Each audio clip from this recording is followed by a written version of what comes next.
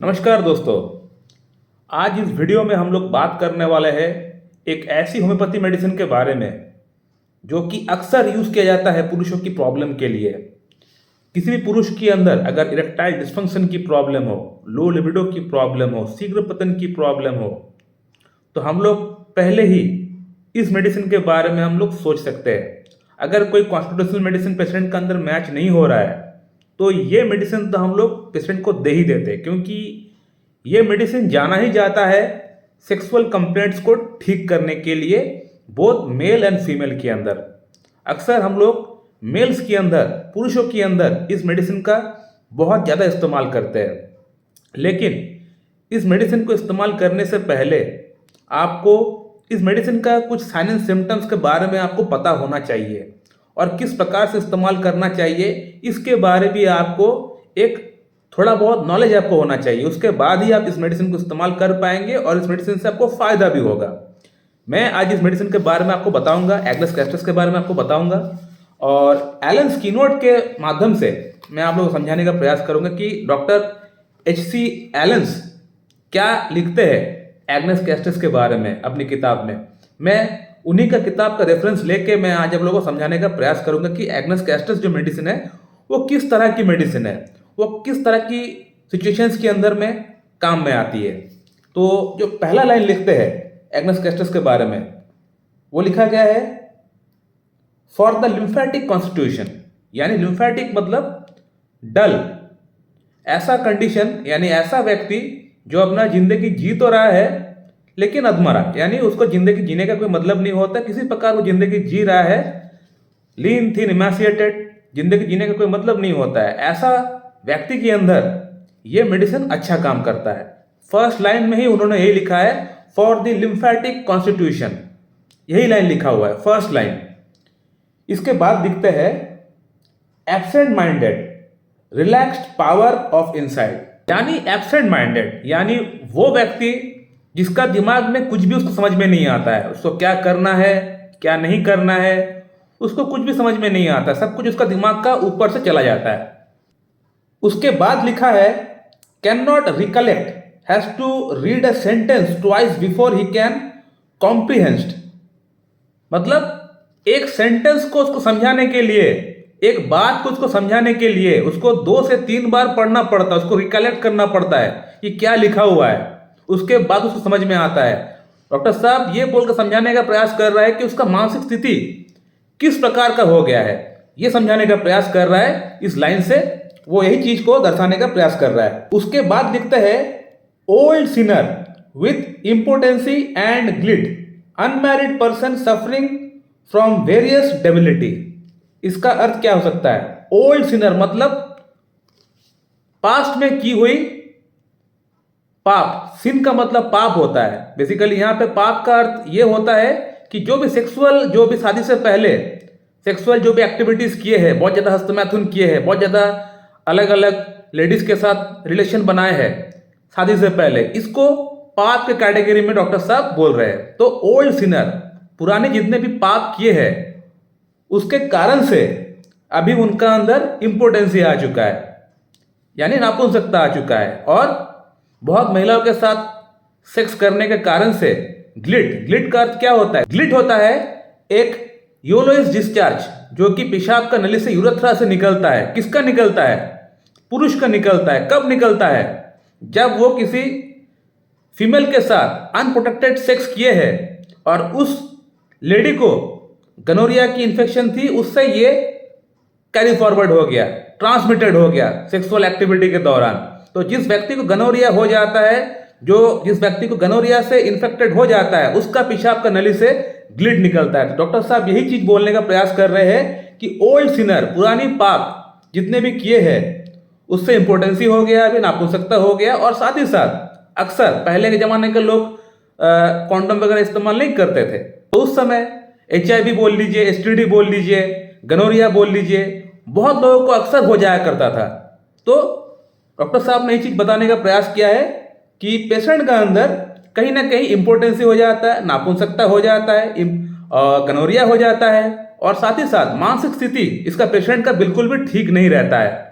उसको क्या करना है, कहाँ पे जाना है, क्या बोलना है, उसको कुछ भी समझ में नहीं आता है। लिम्फेटिक कॉन्स्टिट्यूशन यानी लीन थीन इमैसिएटेड, बॉडी में कोई जान नहीं है, खाना हो सकता है खा रहा है भरपेट लेकिन बॉडी में कोई जान नहीं है, सो रहा है लेकिन फिर भी इनकम्प्लीट स्लीप जिसको हम लोग बोलते हैं। पेशेंट को पूछेंगे कि आपका नींद अच्छा हुआ, नहीं नींद अच्छा से नहीं हुआ डॉक्टर साहब, इनकम्प्लीट स्लीप लेकिन सोया हुआ है। तो इस तरह का कंडीशन, इस तरह का लाइफ हो जाता है एग्नस कैस्ट्रस का पेशेंट का अंदर। नेक्स्ट लाइन क्या लिखा हुआ है, premature old age, melancholy, apathy, mental destruction, self contempt arising in young person from abuse of the sexual power from seminal losses.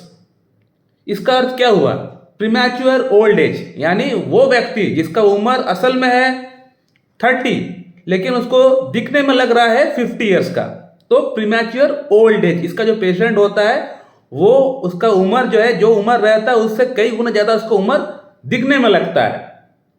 Melancholy, apathy यानी जिस तरह का स्टार्टिंग लाइन मैंने बताया, लिम्फेटिक कॉन्स्टिट्यूशन यानी कोई भी चीज में उसको मन नहीं लगता है, कोई भी काम करने में मन नहीं लगता है, खाने में मन नहीं लगता है, सोने में मन नहीं लगता है, कुछ भी काम करने का मन नहीं लगता है। जिंदगी अब जीना उसके लिए एक बहुत बड़ा बर्डन हो जाता है, बहुत बड़ा बर्डन हो जाता है जिंदगी जी पाना। मैं किस प्रकार से जिंदगी जी पाऊंगा, क्योंकि अब मैं शादी नहीं कर पाऊंगा, बच्चा पैदा नहीं कर पाऊंगा, तो हर तरह से उसका जीवन में अब बर्डन ही बर्डन है। तो इस तरह का लाइफ कुछ हो जाता है एग्नस कैस्ट्रस का पेशेंट का जीवन में। नेक्स्ट लाइन लिखते डॉक्टर साहब, complete impotency, relaxation, flaccidity, coldness of genitals, no sexual power और डिजायर, यानी कंप्लीट इंपोर्टेंसी, पूरी तरह नपुंसकता आ चुका है पेशेंट का अंदर। रिलैक्सेशन, जो टेस्टिस है, जो अंडकोश है, जो पेनिस है, जो जेनाइटलिया है, वो पूरी तरह एकदम सिकुड़ चुका है, रिलैक्स हो चुका है, ठंडा पड़ चुका है और सेक्सुअल पावर बिल्कुल भी नहीं है, ना इच्छा है। तो इस तरह का लाइफ कुछ हो जाता है एग्नस कैस्ट्रस का पेशेंट का। और भी बहुत सारी चीजें लिखी गई है लेकिन उतना इंपॉर्टेंट नहीं है, फीमेल्स के बारे में कुछ लिखी गई है तो दरकार नहीं जानने का। तो एग्नस कैस्ट्रस का जो पेशेंट है उसका लाइफ कुछ इस प्रकार का हो जाता है, उसको जीने का मन नहीं करता है, सोने का मन नहीं करता है, खाने का भूख लगता है लेकिन उसका बॉडी डेवलप नहीं हो पाता है, सेमाइनल इमिशन हो जाता है, नाइटफॉल हो जाता है, किसी से बात करते हैं, कहीं पे जाते हैं, कुछ देखते हैं, चिपचिपा सा पानी निकल जाता है, इरेक्शन के बिना ही निकल जाता है, हाथ पैर कांपने लगता है, चक्कर आता है, काम करने का मन नहीं करता है। इस तरह का लाइफ हो जाता है एग्नस कैस्ट्रस का। तो इसका पेशेंट का अंदर अब सेक्स करने का इच्छा बिल्कुल भी नहीं होता है, ना इरेक्शन आता है ठीक से, ना मॉर्निंग इरेक्शन आता है। मॉर्निंग इरेक्शन अगर किसी का अंदर आता भी है तो वो पेनफुल होता है। तो इस तरह का कंडीशन कुछ डेवलप हो जाता है, इसका स्टूल बड़ा हार्ड हो जाता है, सख्त हो जाता है, पास आउट नहीं कर पाता है और वहां से सेमाइनल डिस्चार्ज भी हो जाता है। तो इस तरह कंडीशन कुछ हो जाता है एग्नस कैस्ट्रस का लाइफ में। उसका हाथ पैर कांपता है, ट्रेमर आता है, चक्कर आता है, उसका पेट में भी प्रॉब्लम होना स्टार्ट हो जाता है, यानी डाइजेस्टिव प्रॉब्लम भी उसको आना स्टार्ट हो जाता है। तो ये सब कंडीशन एग्नस कैस्ट्रस का लाइफ में आना स्टार्ट हो जाता है जब वो बहुत ज्यादा एक्सेसिव हस्तमैथुन किए हो या किसी के साथ सेक्स किए हो। कहने का मतलब अगर बहुत ज्यादा हस्तमैथुन किए हैं या बहुत ज्यादा सेक्सुअली एक्टिव रहे हैं, यानी वो अपने जिंदगी का सभी चांस एंजॉयमेंट जी चुके हैं, बहुत कम एज से जीते हुए आ रहे हैं। अब कम एज से अगर कोई व्यक्ति अगर इतना सेक्सुअली में इंडल्ज रहेगा तो एक सर्टेन एज आने के बाद उसका अंदर प्रॉब्लम शुरू होना ये बात लाजमी है। शादी से पहले एग्नस कैस्ट्रस का पेशेंट का अंदर सेक्सुअल प्रॉब्लम अराइज हो जाता है, वो शादी करने के बारे में सोच भी नहीं पाता है, अब इस तरह कंडीशन हो जाता है। तो अब इस पेशेंट का अंदर हम लोग एग्नस कैस्ट्रस को किस प्रकार से हम लोग इस्तेमाल करेंगे, किस प्रकार से इस्तेमाल करना ठीक रहेगा ताकि एग्नस कैस्ट्रस का असर भी हो पेशेंट का अंदर और कोई साइड इफेक्ट भी ना हो। तो मैं अपना पेशेंट को ये कहता हूं कि आप पहले एग्नस कैस्ट्रस 6 एज में लेके आइए, 6 पावर में लेके आइए, उसका 2 बूंद सुबह 2 बूंद शाम को लीजिए, लगातार 1 महीना लीजिए। जैसे 6 CH पोटेंसी में लेते हुए एग्नस कैस्ट्रस 1 महीना हो जाए उसके बाद 30 CH में लेके आइए। 30 CH में 2 बूंद सुबह 2 बूंद शाम को नेक्स्ट मंथ ले लीजिए। 30 CH में लेने के बाद 1 महीना लगातार लेने के बाद 200 में लेके आइए एग्नस कैस्ट्रस। 200 में आप 2 बूंद सुबह 2 बूंद शाम को लीजिए, लगातार 15 दिन लीजिए इसको। 6 CH 30 CH 1 महीना लेना है, 200 CH 15 दिन लेना है सुबह शाम।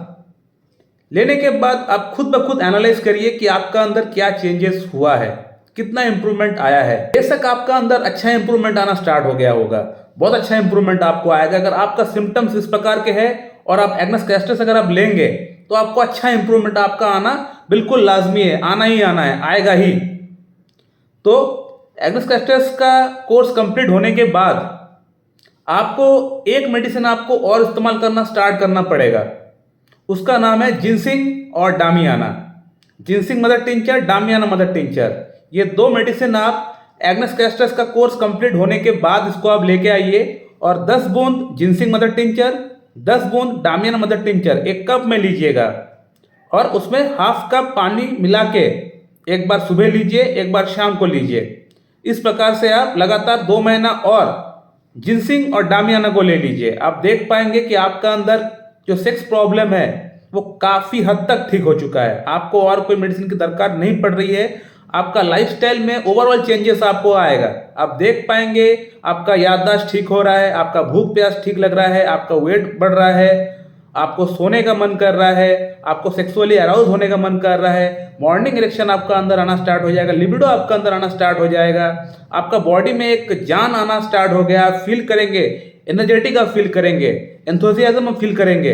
तो इस प्रकार से आपका ओवरऑल चेंजेस आपका बॉडी में फील करेंगे। एनर्जी आपको दिखेगा कि हाँ मेरा बॉडी में ऊर्जा आ गया है। तो इस प्रकार से आप फील करेंगे। आप इसको लीजिए जिस प्रकार से मैंने आपको कहा है लेने के लिए, उसी प्रकार से अगर आप लेंगे तो आपका अंदर एग्नेस कैस्ट्रस का कोई साइड इफेक्ट नहीं होगा और काम कर जाएगा। सो माय डियर फ्रेंड, मैं इस वीडियो को यहीं पे एंड करता हूं। अगर आप लोगों का मन में इस मेडिसिन को लेके कोई सवाल है तो कमेंट करिए, मैं आप लोगों को रिप्लाई वहां पे जरूर दूंगा। So thank you very much and have a good day.